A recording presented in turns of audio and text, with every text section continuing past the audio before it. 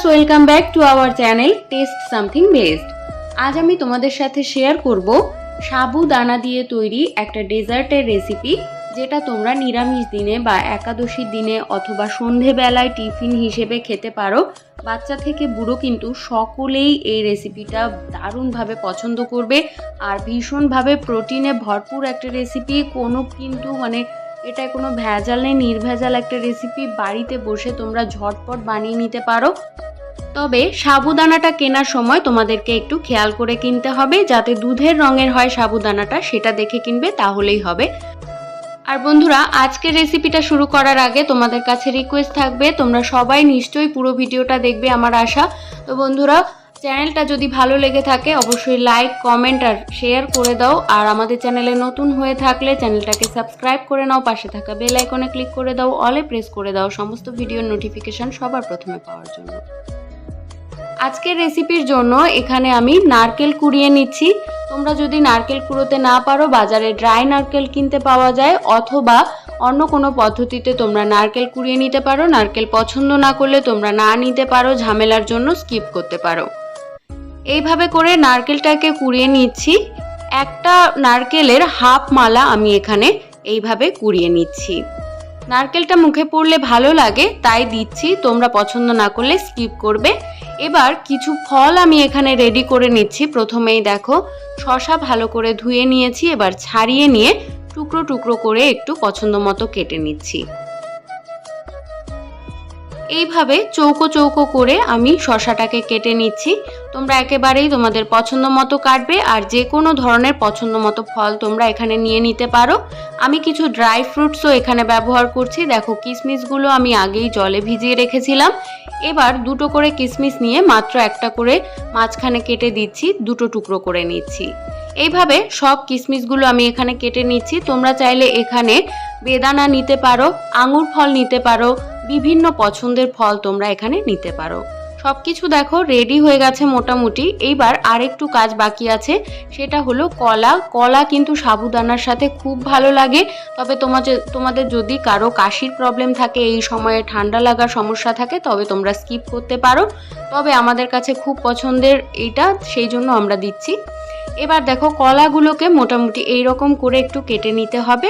সবগুলো আমি এইভাবে কেটে নিলাম। তো কাটা হয়ে গেছে। এবার দেখো, কাজু বাদামগুলোকে আমি শিলের মধ্যে একটু হালকা করে গুঁড়ো গুঁড়ো করে নিচ্ছি।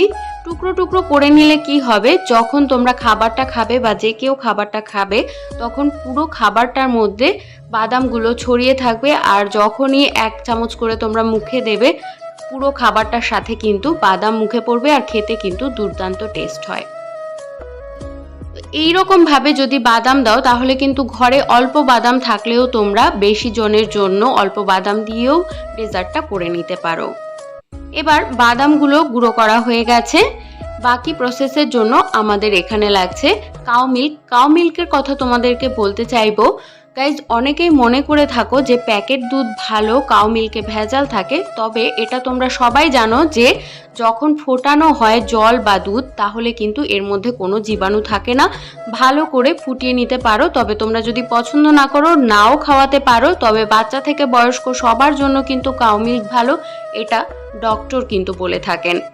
তো এইবারে আমি তোমাদেরকে আরেকটা কথা বলবো, প্যাকেটে যেই দুধগুলো থাকে সেগুলো কিন্তু একেবারেই ফর্মুলা মিল্ক। এর মধ্যে কিন্তু কোনো দুধ থাকে না, শুধুমাত্র পাউডার দিয়ে কিন্তু দুধগুলো বানানো হয়। সেই দিকে খেয়াল রেখে আশা করি তোমরা বিচার বিবেচনা করে মিল্কটা খাবে।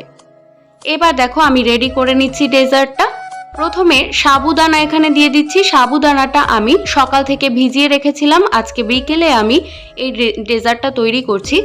তো একাদশী সামনে চলে আসছে, তোমরা যাতে খুব তাড়াতাড়ি একটা কিছু বানিয়ে নিতে পারো, সেই জন্য কিন্তু তোমাদের জন্য এইভাবে করছি। দেখো, শসার টুকরোগুলো এভাবে আমি দিয়ে সব কিছুই ফল টল দিয়ে একটু গার্নিশ করে নিচ্ছি। তোমাদের পছন্দ মতো যে কোনো ফল দিয়ে তোমরা কিন্তু এভাবে গার্নিশ করে দিতে পারো। দেখো, এবারে কিশমিশগুলো দিচ্ছি, কলা দিয়েছি, আর দিচ্ছি আমি কিছুটা কাজু বাদাম। তোমরা চাইলে এর মধ্যে কনডেন্স মিল্ক বা ক্রিম ব্যবহার করতে পারো। এবার দিচ্ছি নারকেল কুচিটা। এবার দুধটা আমি অ্যাড করছি, যে দুধটা আগে থেকে ফুটিয়ে রেখেছিলাম। দুধটা ফোটানোর সময় তোমরা চাইলে চিনি দিতে পারো, তবে বিভিন্ন জন বিভিন্ন ধরনের মিষ্টি খেতে পছন্দ করে, সেই জন্য কিন্তু চিনিটা পরে দেওয়াই ভালো। যে খাবারটা খাবে তাকে জিজ্ঞেস করে তুমি তার পরিমাণ অনুযায়ী চিনি দিতে পারো, অথবা সে মিষ্টি খেতে পছন্দ না করলে চিনিটা স্কিপ করতে পারো। আজকের ডেজার্ট কিন্তু আমাদের তৈরি হয়ে গেছে, দেখতেই পেলে খুব সহজে হয়ে গেছে কিন্তু। তো বন্ধুরা, আজকের মতো বিদায় নিচ্ছি এখানেই। তোমরা সবাই ভালো থাকো, বাই বাই।